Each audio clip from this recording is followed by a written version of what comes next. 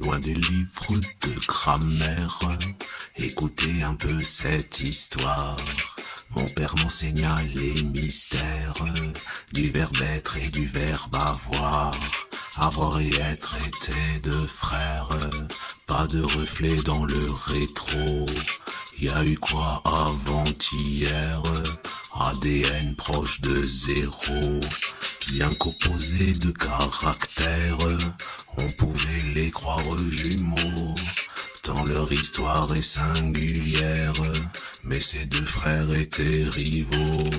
Ce qu'avoir aurait voulu être voulait toujours l'avoir. À ne vouloir ni Dieu ni maître, le verbe être s'est fait avoir. Avoir et être, ouais c'est pas net. Avoir et être, sans se faire avoir.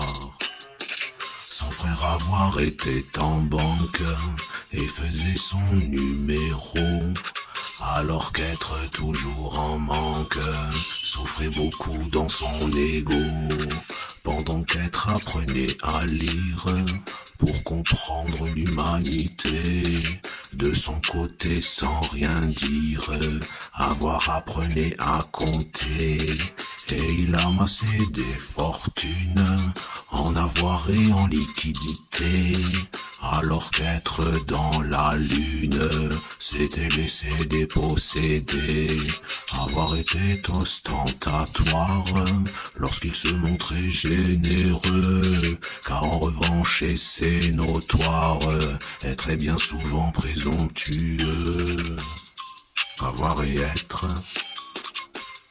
ouais c'est pas net. Avoir et être, sans se faire avoir.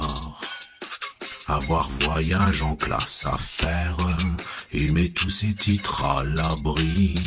Alors qu'être est plus solidaire, il ne gardera rien pour lui. Sa richesse est intérieure, ce sont les choses de l'esprit. Le verbe être est tout en pudeur, et sa noblesse est à ce prix. Le verbe avoir a besoin d'être, parce que être c'est exister. Le verbe être a besoin d'avoir, pour enrichir ses bons côtés. Et de blabla interminable, on argutit alambiqué. Nos deux frères inséparables ont pu être et avoir été. Avoir et être, ouais c'est pas net. Avoir et être, sans se faire avoir. Avoir et être, ouais c'est pas net.